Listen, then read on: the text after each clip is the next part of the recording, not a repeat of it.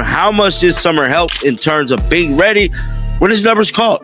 Let's listen to Dillon Gabriel. Funny look. Felt good. I think, for us, it's just continue to get as much reps as you can. Of course, it wasn't, great being in that situation, knowing, what we were doing as a team, but things that we can all learn and grow from. And, I think a great practice of when your name's called to just be ready.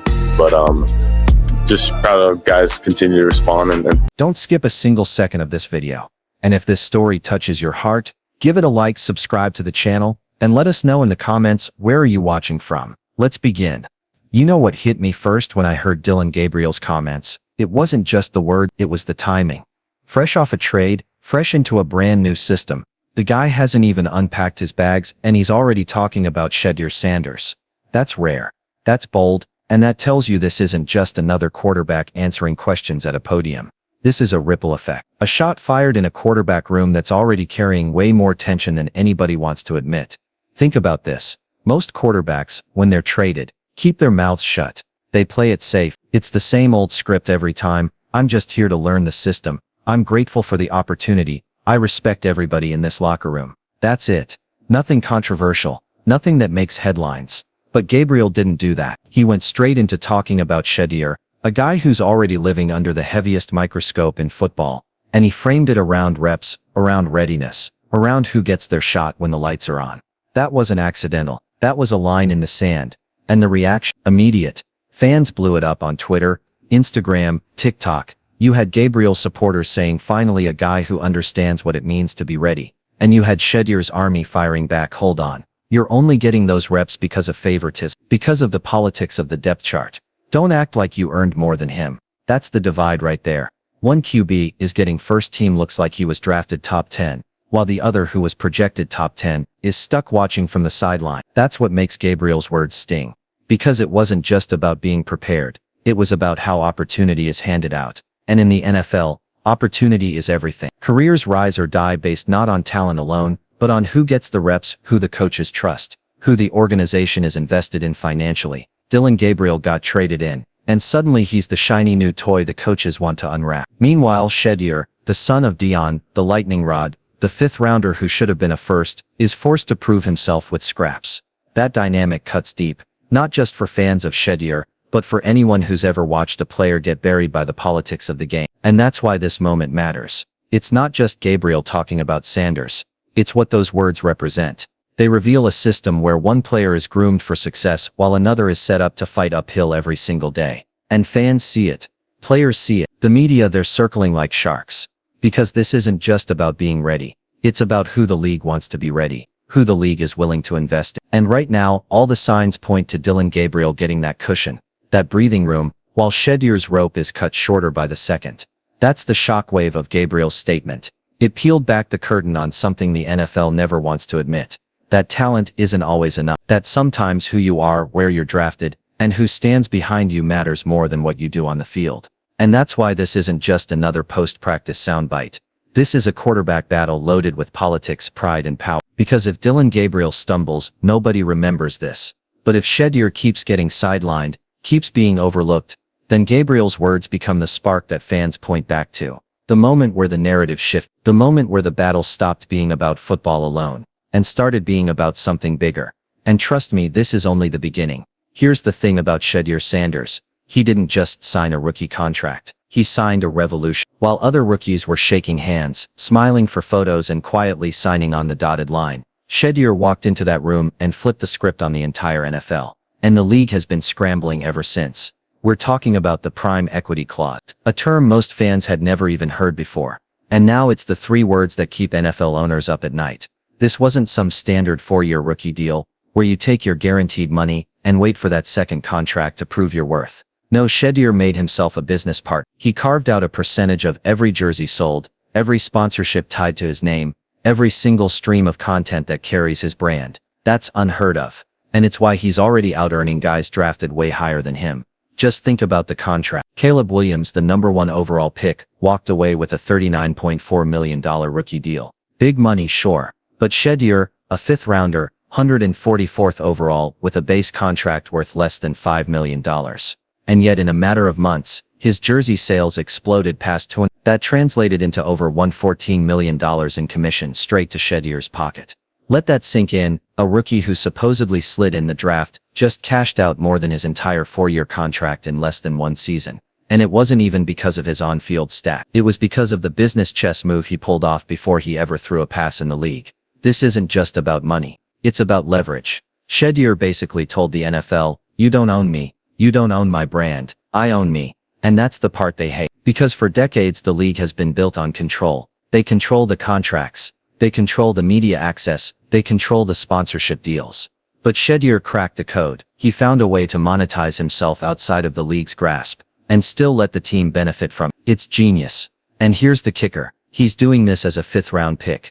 That's the part that blows my mind. Usually only the first-round Golden Boys get the spotlight, the marketing deals, the league-wide push. But Shedeur, he took what should have been a humiliating draft night slide and turned it into the launchpad for the most disruptive rookie contract we've ever seen. He's earning like a top 5 pick, but without the leash, without the control, without the politics.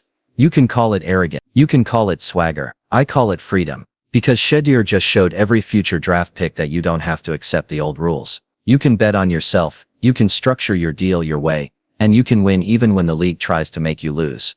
And the craziest part, he's just getting started. Here's where the story gets ugly. Because for every fan who sees Shedeur Sanders as a trailblazer, there's an old school owner, an analyst, or a front office whisper campaign trying to paint him as a problem. And it's the same tired playbook we've seen 100 times before. When a white quarterback shows swagger, when he beats his chest, calls himself the man, it's leadership, it's fire. It's the kind of confidence you need in this league. But when Shedeur does, suddenly it's arrogance. Suddenly it's cockiness. Suddenly it's a red flag. And let's not act like this is subtle. You've got Hall of Famer Eric Dickerson coming out and saying flat out that the league told teams not to draft Shedeur. Collusion, that's not me making it up. That's a respected NFL legend telling the truth on the mic. And if you think that's crazy, remember, we've seen this movie before. Colin Kaepernick, Lamar Jackson before he forced his pay, even Cam Newton, who got dragged through the mud for celebrating in the end zone. The NFL has a long history of pushing back on quarterbacks who don't fit their box. And Shedeur, he's not just outside the box, he's burning the box down. Think about what's being whispered in the media. He's too focused on his brand. He's distracted by NIL deals. He doesn't respect the process. That's the spin they want you to buy. But you know what I see? A young quarterback who dared to negotiate something owners never wanted players to touch. Revenue and now the league is panicking. Because if Shedeur succeeds, if this works, every future rookie is going to want the same deal. That means less control, less leverage, less of that iron grip the owners have held for decades. And the hypocrisy is staggering. How many times have we seen quarterbacks like Baker Mayfield, Johnny Manziel, Zach Wilson, guys dripping with confidence, guys who had commercials and media hype before they ever won a damn thing, and the league backed them. They were marketed as the face of the future. Nobody called them arrogant. But Shedeur, who has the stats, who has the numbers, who has the receipts from college, he's called entitled, he's called overconfident. You see the double standard, I see it. Every fan paying attention sees it. This isn't just about football anymore, it's about power. The owners don't just hate the contract, they hate what it represents. They hate that Deion Sanders and his son just walked into their house and rewrote the rules. They hate that a 5th-round pick could stand toe-to-toe with billionaires and say, "I'm not your employee, I'm your partner." That's the kind of disruption that shakes a league to its core. And here's the truth that nobody on ESPN will flat out say. They're not scared of Shedeur failing, scared of him succeeding. Because if he wins on the field and wins in business, then the floodgates open. Then every rookie agent starts demanding the same equity clauses. Then every player starts realizing the system isn't as unbreakable as they were told. And that's why the resistance is so fierce, so loud, so personal. But Shedeur's been here before. He's dealt with doubters, haters, gatekeepers his whole career. And every time he's flipped the narrative. The question now isn't whether the league will fight back. We already know they. The question is how Shedeur responds when the pressure hits its peak. And that's where this story takes its sharpest turn. This is where Shedeur Sanders separates himself from every other draft day slide story you've ever heard. Most guys, they get broken by. You fall from a projected first rounder to the 5th. That's the kind of embarrassment that sticks with you. That's the kind of disrespect that can ruin confidence before you ever take an NFL snap. But Shedeur, he didn't sulk. He didn't complain. He weaponized it. Instead of letting that 5th round tag define him, he turned it into fuel. Every practice rep, Every media headline, every fan doubting him. He flipped, and what we've seen already is a young quarterback who's not only handling the pressure, he's using it to build something bigger than just a football career. Look at his preseason flashes. In his debut he wasn't perfect, but he was efficient, quick release, calm pocket presence. 2 touchdowns that reminded everybody why scouts had him in their top 10 to begin with. Yeah, he had some struggles against the Rams, but even then, analysts like RG3 came out defending him, pointing to a lack of support and play calling. That's the thing, Shedeur's tape is already sparking debates, because you can see the foundation, the mechanics, the poise, the eye, and once you add his business savvy on top of that, it's a complete package the NFL's not ready for. And let's not forget the global impact. His jersey sales aren't just big in the States, they're massive overseas. UK, Germany, Brazil, countries where NFL fandom is exploding. His name is already global. He's not just a quarterback for Cleveland, he's a brand ambassador for the entire league, whether they like it or not. And that's leverage. Because when fans worldwide are buying into your story, it doesn't matter what round you were drafted in. The numbers speak louder than the politics. But the breakthrough isn't just about stats or sales, it's about family. Because what Deion Sanders and Deion Jr. are building around Shedeur is nothing short of revolution. You've got Prime's influence pushing boundaries on the business side, and you've got Deion Jr. getting cameras, creating behind-the-scenes content, and controlling the media narrative from inside the NFL machine. That's never been done before. Most teams keep players locked down, silence their personalities, keep the brand under team control. But Shedeur's camp, they flip that script completely. They're not asking for permission. They're producing their own story, their own coverage, their own. That's chess while the NFL's still playing checkers. And the best part, it's working. The same disrespect that was supposed to bury him has turned into his greatest strength. Every slight adds to the fire. Every dismissal turns into more leverage. And when you step back you see it clearly. Shedeur isn't just surviving the system, he's bending it in his favor. That's why fans are rallying. Because deep down, everyone loves a story where disrespect becomes dominant. And Shedeur Sanders is living proof that sometimes the fall is exactly what creates the rise. But here's the real question. Can the NFL contain a player who's bigger than the draft slot they put him in? Or has Shedeur already broken the system for good? Mark my words, what we're watching with Shedeur Sanders is bigger than football. This isn't just a kid under center trying to win a roster spot. This is a blueprint, a warning shot, a signal flare that the next generation of athletes is done playing by the old rule. And if the league isn't ready for it, too bad, because this train has already left the station. Here's my prediction. Shedeur Sanders isn't just gonna have a solid NFL career. He's gonna force the NFL to rewrite the way contracts are done forever. That prime equity clause, it's not a one-off.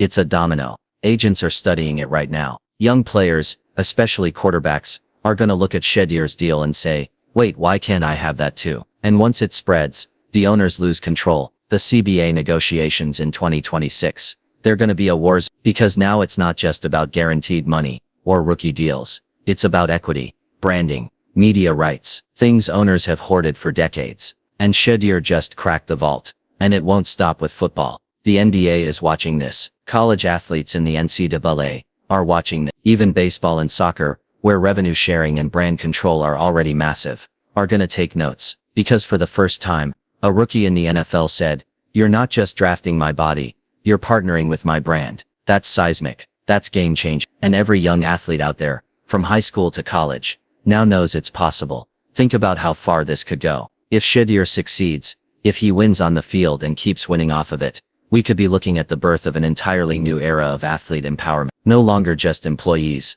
but stakeholders. No longer told to be grateful for their opportunity, but demanding a piece of the empire they helped build. And if you think that scares owners, you're right. But if you think that inspires players, you're absolutely right too. And this is why I keep saying it. Shedeur Sanders isn't just playing quarterback. He's rewriting the rulebook for every player who comes after him. He's showing that you can be doubted, disrespected, drafted late, and still walk into the league with more power than the system ever wanted you to have. That's why this feels historic. That's why this gives me goosebumps. Because we've seen plenty of great players, but very few who come in and change the business of the game before they even change the scoreboard. So here's my call to you, the fans. Believe in what you're seeing. Support this movement. Don't let the talking heads convince you it's arrogance or distraction. Recognize it for what it is. The start of something bigger. Because this isn't just about Shedeur Sanders. It's about every athlete coming after him, who's gonna benefit from the door he just kicked down. And when history looks back on this moment, we won't be saying, that was the 5th round pick who had a nice little run. We'll be saying,